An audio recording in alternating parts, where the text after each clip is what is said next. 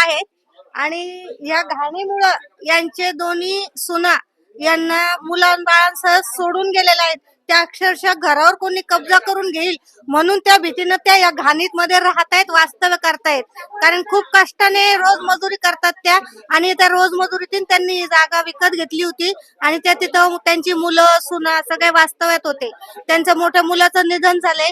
ती सून पण त्यांना सोडून माहेरी चालल्या गेली. ह्या घाणीत मी राहत नाही म्हणे आणि लहानी सून पण इथंच बनवाडीत खाली भाड्याने घर घेतलंय आणि तिकडे राहते. अक्षरशः ती बाई इथं एकटी राहते. आजारी पडलं तर तिला बघायला सुद्धा कोणी नाहीये इथं. म्हणजे आणि तिच्या घरामध्ये काय परिस्थिती आहे ही तुम्ही स्वतः पाहिलेली आहे. आणि अशा परिस्थितीत त्या सुनांनाही काही बोलून उपयोग नाही. लेकरं घेऊन त्या कशा राहणार आहेत?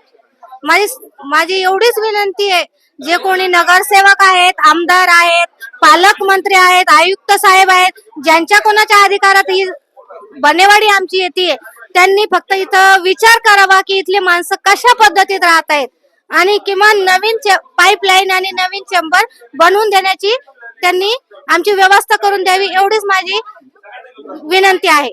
बघू शकता भावानो, फक्त दुर्गंधीमुळं इथल्या ज्या माणसाला गरजा म्हणजे माणसाच्या दैनंदिन जीवनाच्या गरजा कुठल्या आहेत, त्या गरजा जर कधी पूर्ण होत नसतील तर घर कसे बसतील. म्हणजे आपण शहराच्या बनेवाडी परिसरामध्ये आहोत. आपलं शहर स्मार्ट सिटी आहे.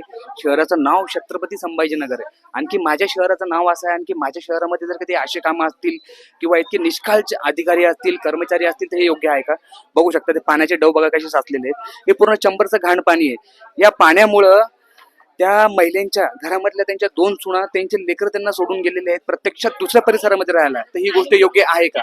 तर भावांनो, शहर कुठं चाललंय? कर्मचारी झोपलेत का? अधिकारी शहरात आहेत का नाही? थोडीशी विनंती घ्या.